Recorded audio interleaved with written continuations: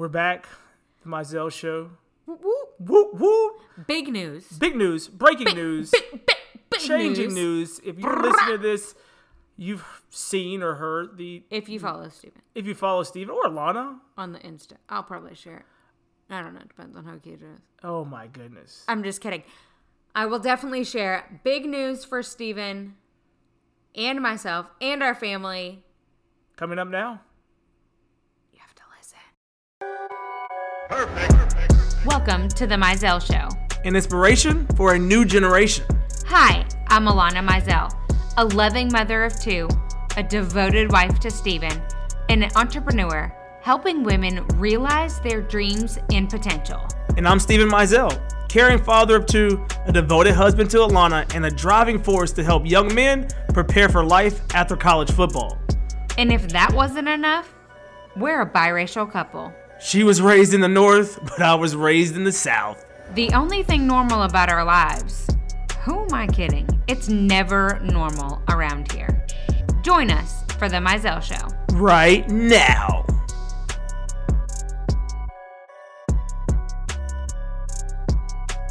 Roll out. We are back on the Mizell Show. Roll out. You guys, Alana let me tell you what's happened today. Alana, We were on the way to drop off the kids at Granny's. it's been a day. It's been a day. A day. Literally, it wasn't even. Was it 8 a.m.? It was like just past 8:15. 8:15. Steven goes back Because- to the door to go back inside, and we have one of those like swipey locks. It's that an you punch electronic in. lock where you can put a code in to get in Right. the house. Yeah. But like you don't lock the bottom lock. You cannot lock the bottom lock. Well, Briggs did. Briggs locked the bottom lock. Let me tell you where our key was, Key was locked in my car, which was locked, which is locked and those keys were inside the house. inside the house. And so you're you- going back like a quick, let me go get something, and you just turn the corner, and 9 times out of 10, I wish you could have seen Steven's face. I was at that point of frustration, like, are you kidding me? And this also, I thought he was going to say some curse words, and Steven really doesn't curse. So I was like, oh. and this also shoot. goes back to the fact that, less than 2 weeks ago, Yeah. we had somebody at our house doing some work, and they said, we locked up, and we locked the bottom lock. And I was like, no. So we had a locksmith come out, do the thing, get us in the house. Right, we're best friends with our We're now locksmith best friends with our locksmith. We've contributed to his monthly I income. wonder if he has a punch card. I hope not. He might have a punch card, but yeah. Does he have a referral program? I referred him to my other real estate agents. I said, hey guys, this guy's He's so good. He's so good. He's nice. He's very kind. Very cordial. So, do we get a punch card? We might need to get a punch card with our I'm going to locksmith. ask him. You should. Hopefully we won't see him. That's the goal. But you guys, okay, so then, this isn't even the topic of our podcast today. No, but we like to give the people a heads up what's going on. Then we're getting ready for bed. And I go, okay, guys, go brush your teeth. Brother locked the Briggs bathroom locked door the bathroom door from and the closed inside. and then closed the door. He's not in it. He's not in it. Nobody's in Nobody's there. in it. All of us I'm are. like, Adele, are you in the bathroom? No? Yes. Oh, my blessed. So then we have these like little midget keys that unlock a regular door. The keys that come with the door, like miniature keys that come with the door. And when we moved into our house, we had like 18 of them. But these little fingers have now taken them and hidden them in crevices. I don't know if he swallows them. I think Adele probably has like I'm 8 sure of them she's tucked got, away in yeah, some I'm sock sure she or does. drawer somewhere.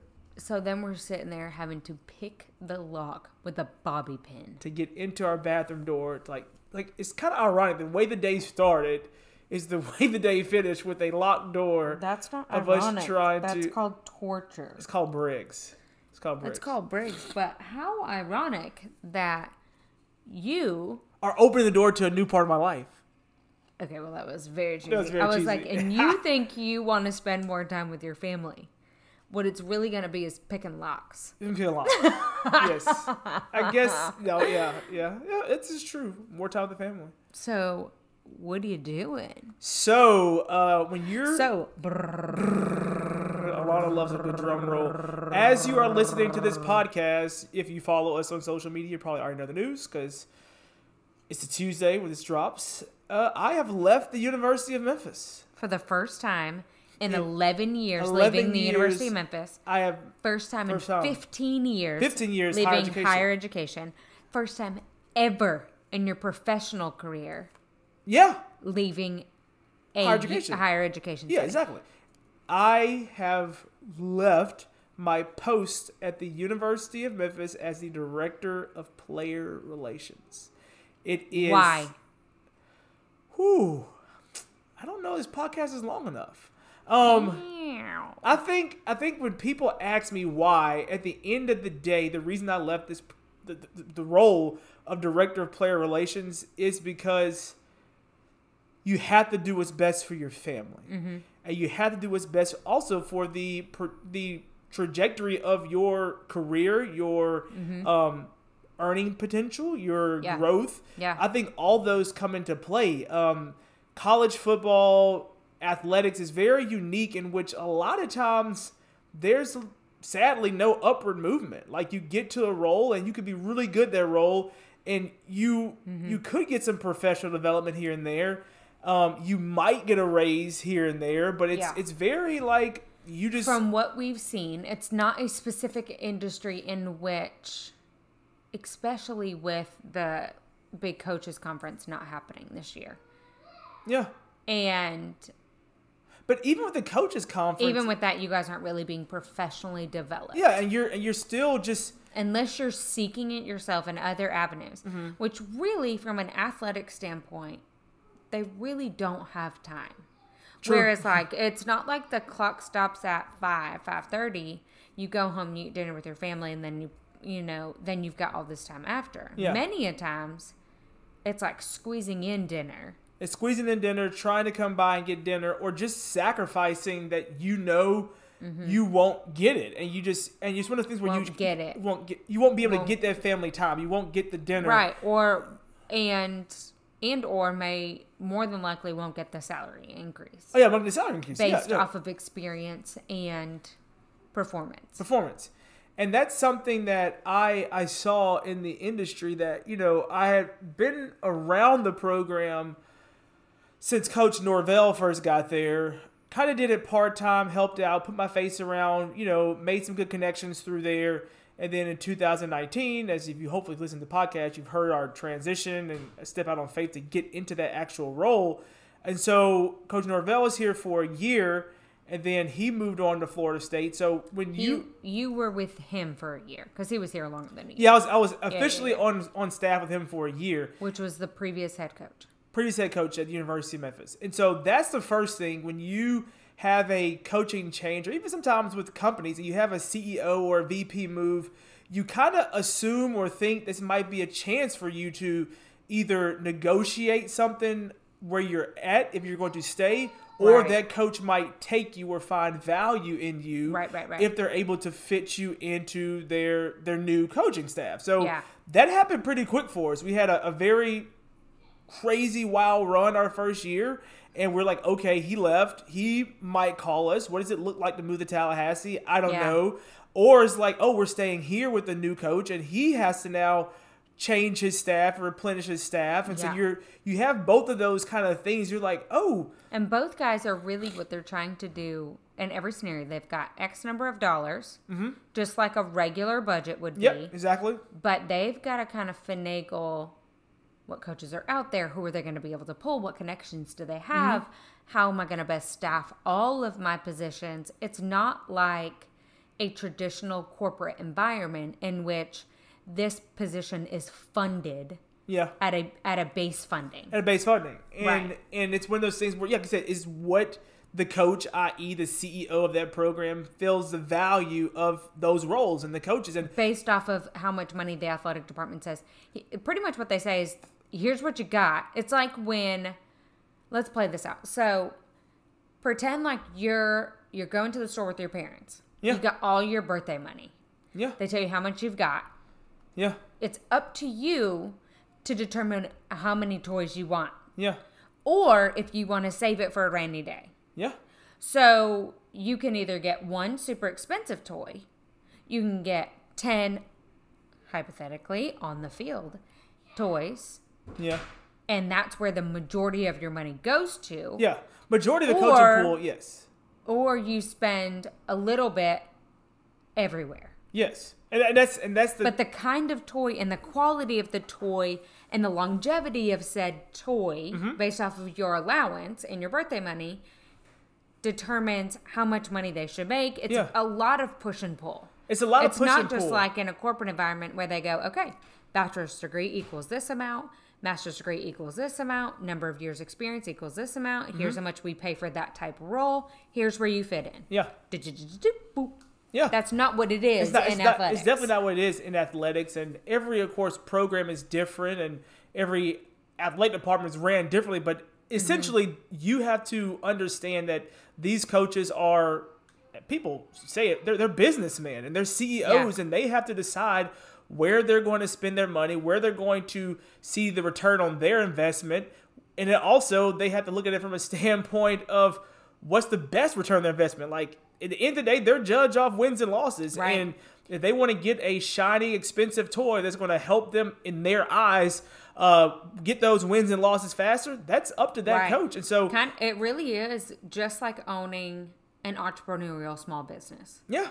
Like, are you going to buy this season's hot ticket item? Yeah. Or are you going to hope you get it right next year? Get it right next year, or are you going to invest in a different avenue that could bring up, it's crazy. And if you invest incorrectly, then you're looking for a job. You go belly up. You go belly up. You're bankrupt. You're bankrupt. Yeah. And so with that, going back to what we were talking about, like, we had a very unique place to be in when that first year happened. So we were like, is Tallahassee going to call? Or with Ryan, Coach Silverfield, like, he now is the first year head coach. What is his value in terms of his coaching staff? Right. He's getting phone calls from everybody across the nation trying to get on his staff because all the holes he had to fill. Right. And so, we had that conversation with him after the Cotton Bowl about the role. He saw the value of what I had done from afar because he was an offensive line coach. So I didn't interact with him that much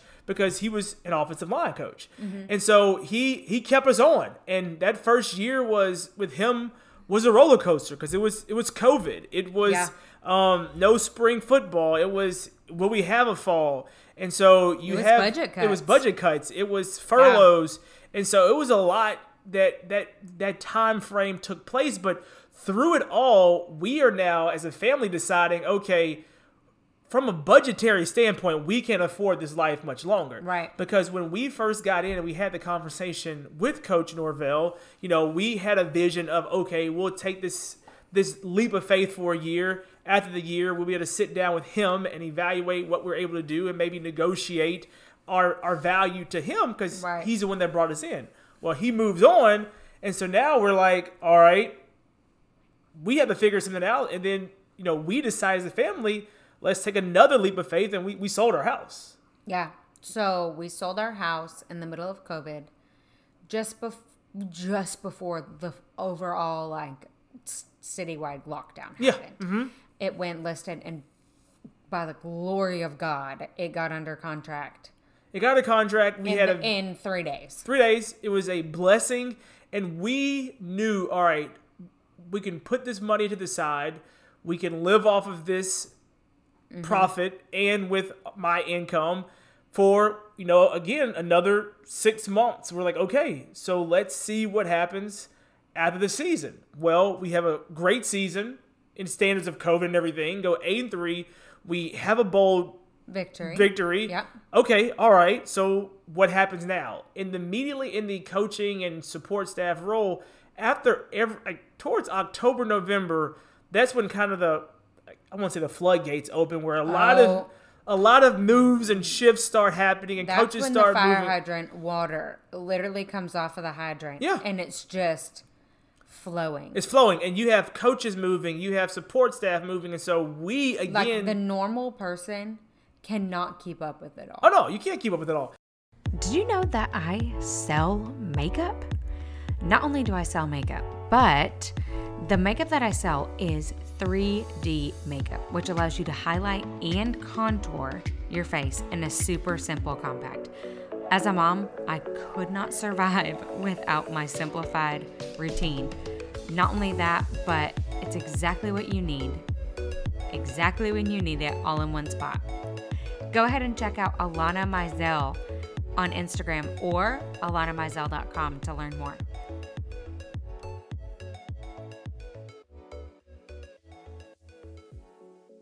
And so we are then now like, all right, is this our time? We see these coaches are moving. We're sending text messages here. We're putting contacts here. We're trying to figure out what could be out there for us because we have to, again, protect the family and protect where we are right now.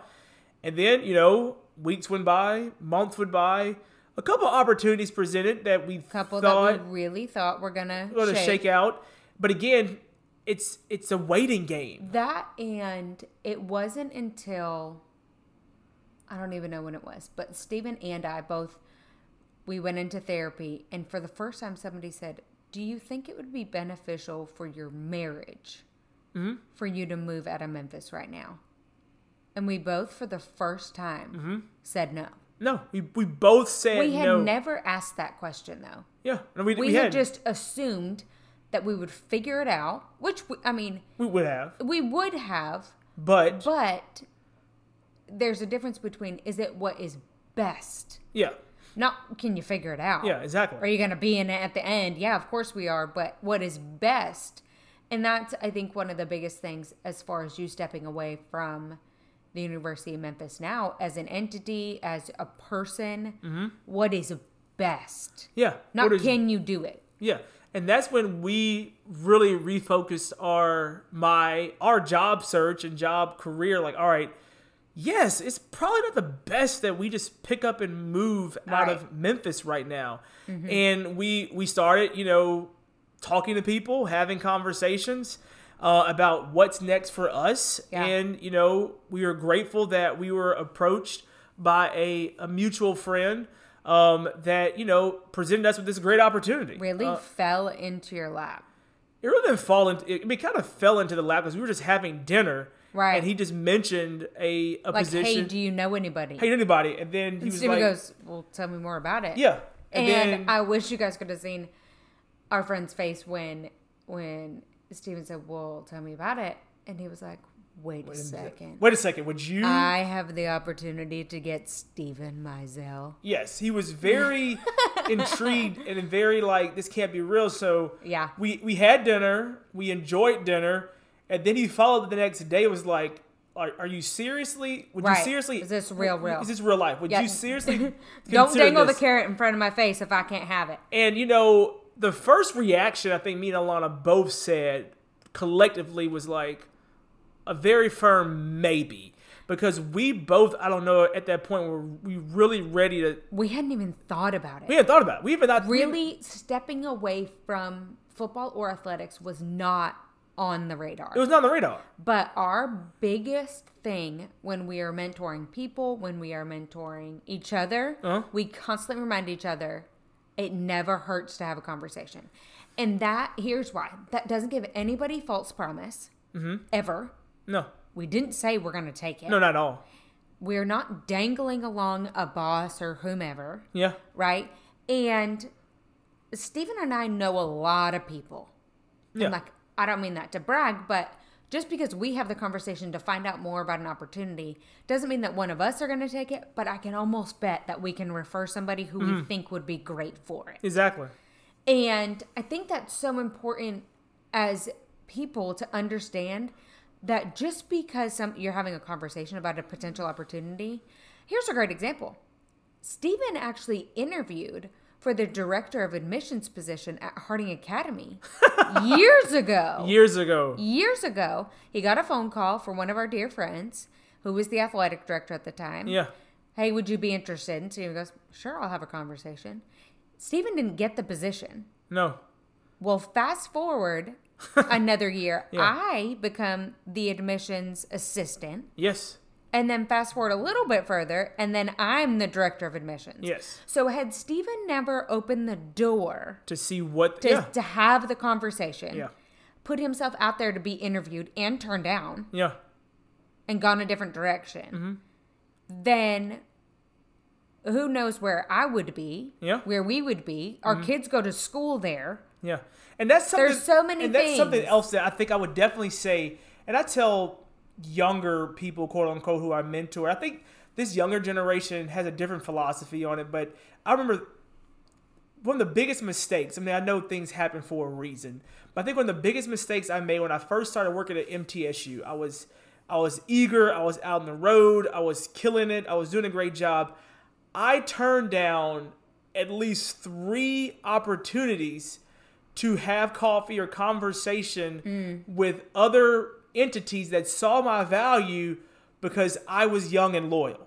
I was like, no, I can't leave. I just got here. Right. But I turned down just a conversation. I don't know if I would have got the job. I don't know if they even offered a job to me, but I was so blinded by and it's okay to be loyal, but I was so blinded by just that piece there's of a difference between, we're not saying you're not loyal to a company. Yeah. What we're saying is networking is a fine-tuned skill. Very.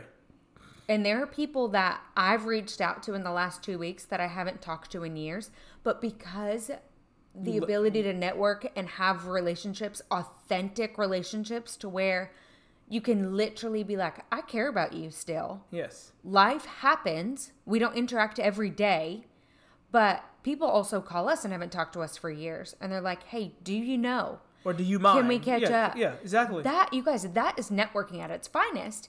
And to say no to a coffee is essentially saying no to networking with that person. Yeah, and that's something they're not going to call you and ask you again to have coffee. They're not. And that's something that, looking back on it, and that was something that I honed in, I would say probably a few years after that. I was like, dude, why didn't you? But again, it's something that, the reason is because you needed to move to Memphis to meet your wife and have your kids. That's very true. But I also think what you said is super important too. And I've learned this along the way, is that so many times God will blind us from something that is not yet ours to take. Ooh, yes. So many times God will blind us from something that is not yet ours to take. Mm-hmm. So there, for me, moving from New Hampshire to Memphis, there was so much pain, but it wasn't mine to take and deal with yet. Yeah. Because I would have never moved. True. I would have been in a pit. I needed to just function. Yeah. You were blinded because it wasn't yet yours to take. Yeah. No, you were blinded to the point till Memphis said something to you, because his goal for you was to be here in this city. Yeah. And no, that's it's very true. And that's something that, but all that to say, maybe that's why an opportunity doesn't work out. Yeah. Because God is blinding you from something that is not yet yours to take. And that's something that you look back on this whole journey. So people might look to say, man, you put in 6+ years and all these leaps of faith for you to get this director of player relations role, and now you're walking away. Yeah. And sometimes, God brings you to a season, and he brings you to a job or a career or a opportunity or a friendship to help you learn and grow more as yourself, but also to help you just impact that organization for that season. Right. And, now I've had numerous conversations with other people who are in this industry who are stepping away and saying, again, we had this conversation. And so, I am leaving athletics. I am leaving higher education. Am I leaving forever? I don't know. Right. I don't know, but I do know right now. The thing is, it's not a sour taste in our mouth that it's saying, I ended up hating this industry or this career path. Yeah. That's not it. Not at all. Yeah. It's that right now, God has delivered an opportunity to Steven that just feels what's supposed to happen next. It feels like what's supposed to happen next. Yeah. And again, I think every episode we've brought this up. COVID changed a lot of people in various different ways. Yeah. And that time frame, I don't know if I didn't experience the lockdown with the family and the move and the bonds that me and Alanna were able to create, and the seeing Briggs go from we first moved in his house to where he is now, and Adele growing. I don't know if I was all in, quote unquote, with the industry and COVID never happened, would I be still so blinded by what I thought could be and not be as grateful as I am for you guys? Because I would have just would have kept going. We would have kept going, and it would have never slowed down to see that. Right, but the first year and the years prior, it was not yet yours to take and step away. That's true. There's also so much value in what you learned in working for this position. True. There's so much value. So much value. So much sacrifice. So much There's so much growth that you've had internally by fighting for this position. Yeah. There's so much growth that you and I have had in this, in laying down certain parts of each of ourselves for the other in both facets. Both facets, so, yes, like, exactly. I stepped away from a full-time position, a traditional 9 to 5, for many reasons. Yeah. Looking back, I realized it would have been impossible with the age of our kids. Yes. Not impossible, but for me, pretty close. Pretty impossible, pretty close impossible with the hours that Steven was putting in. Yeah. But there's so much growth in that. The amount of growth that I've had as a mother, the amount of connection I've had with my kids, I could never replace that. Yeah.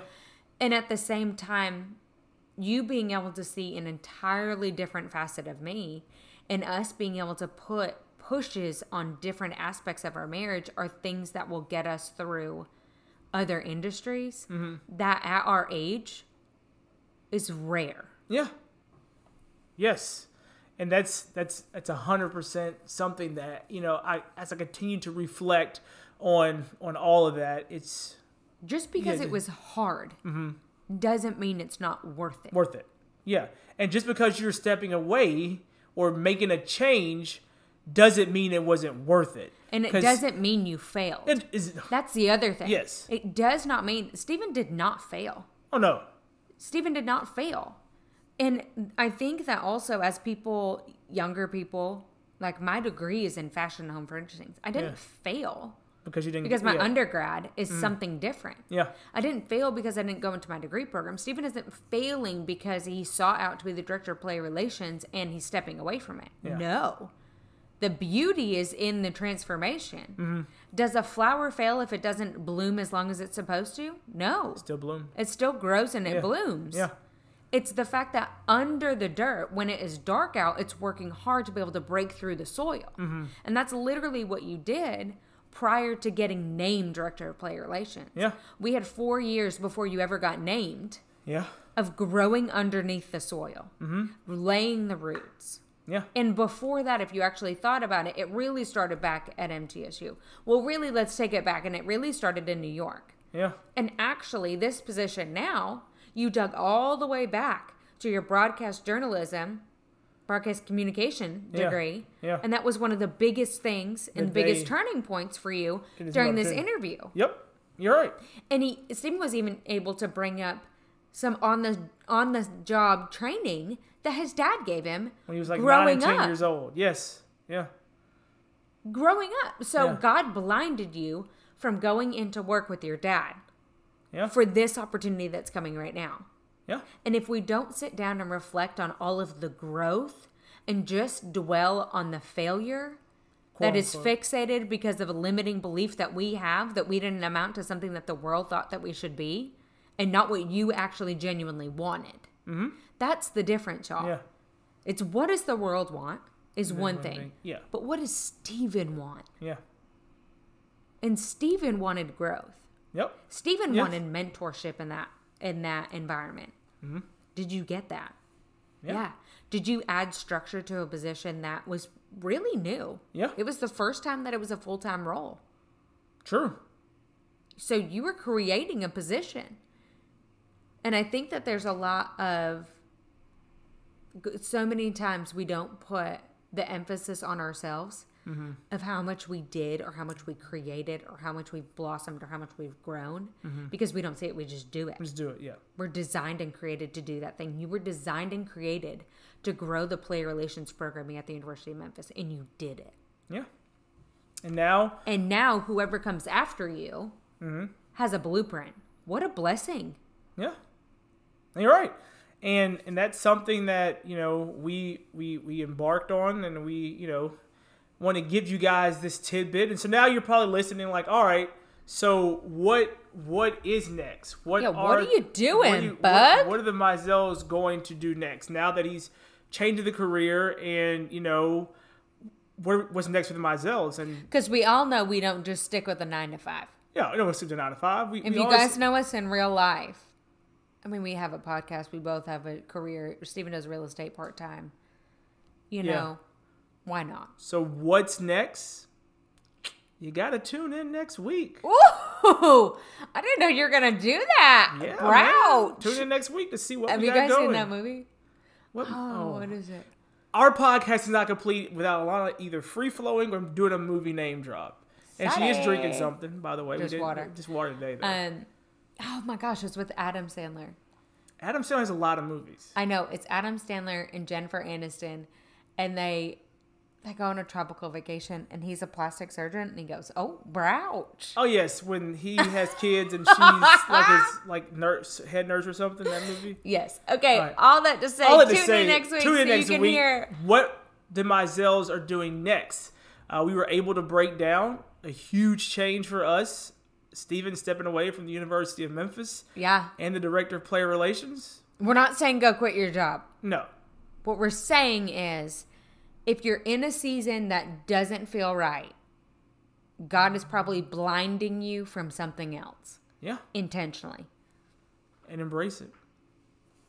All right, guys. Thank you so much for hanging out with us and tuning into The Mizel Show. We are so grateful for you guys. Don't forget to hop over to our website, themizelshow.com, or check us out on Instagram, The Mizel Show. Are you loving The Mizel Show? Well, we love you all. And did you know that you can have me and Steven talk to your team or a group of 25 of your friends? All it takes is 25 people showing up on either a Zoom call, a Facebook Live, or really anywhere. Hopefully in person sooner rather than later. But how do you get us? So all you have to do is email themizelshow@gmail.com, or you can direct message us on Instagram @themizelshow.